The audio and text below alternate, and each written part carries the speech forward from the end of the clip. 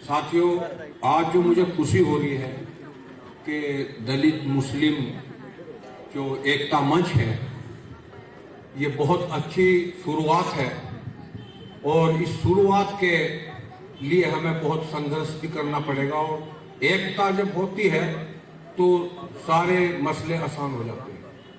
तो साथियों, मैं सबसे पहले जो हमारे सुरेंद्र बोध जी और शकील भाई खान साहब और अन्य जो हमारे साथी हैं, सुरेंद्र जी, जो बोध जी, जो इन्होंने ये अच्छी शुरुआत की है, हम तन मन धन से आपके साथ हैं, आपको सपोर्ट करेंगे।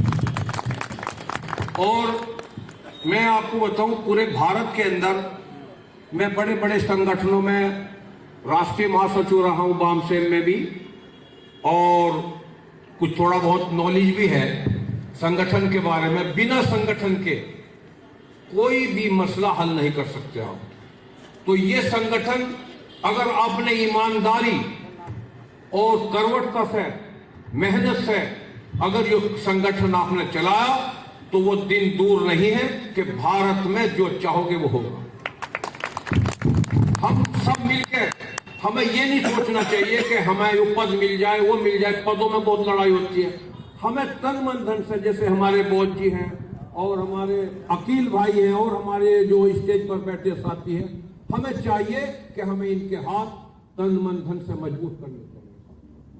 साथियों, संगठन चलाने के लिए जरूरत पड़ती है। तो आपसे मैं अनुरोध करता हूं कि अगर इंसाफ चाहिए तो आपको धन इकट्ठा करके इनको देना पड़ेगा। तैयार हो?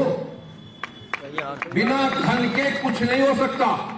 और मैं ये कह सकता हूं अपनी तरफ से, अपने मुजफ्फरनगर की तरफ से, हम तन मन धन से आपको सपोर्ट करेंगे। जहां जरूरत पड़ेगी आपके साथ रहेंगे। ना कह के अपनी बात समाप्त करता हूं और एक शेर के साथ कि तरक्की की फसल तो हम भी काट लेते अगर थोड़े से तलवे हम भी चाट लेते।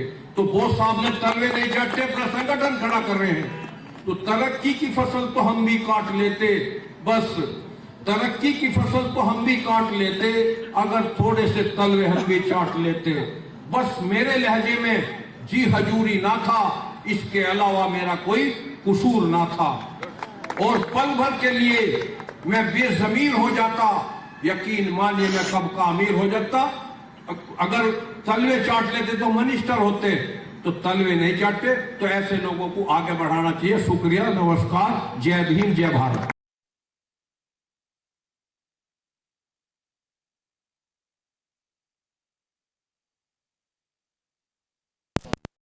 अपनी और अपनी पूरी टीम की ओर से नए साल की हार्दिक शुभकामनाएं देता हूं आपको और आपके पूरे परिवार को। मेरी ओर से नया साल बहुत बहुत मुबारक हो। इसके साथ ही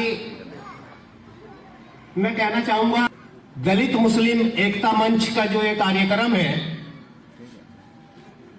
ये दलित और मुस्लिम के उत्पीड़न, सरकारी योजनाओं से जो इन्हें वंचित किया जा रहा है और जो सरकारी योजनाओं का लाभ इन्हें नहीं मिल पा रहा है, उसी आज इस मंच का गठन किया गया है और आज इसका स्थापना दिवस है। मैं हिंदू मुस्लिम, दलित मुस्लिम एकता मंच की पूरी टीम को बधाई देता हूं कि वक्त की ये जरूरत भी है कि आज के टाइम में सबसे ज्यादा उत्पीड़न दलित और मुस्लिमों का हो रहा है और इस उत्पीड़न के जिम्मेदार कहीं ना कहीं हम खुद भी हैं। इसलिए मेरी आप सभी से गुजारिश है कि दलित और मुस्लिम एक मंच पर आकर दलित मुस्लिम एकता मंच में अपनी सदस्यता लें और सभी योजनाओं का लाभ प्राप्त करने का काम करें। दलित मुस्लिम एकता मंच की ओर से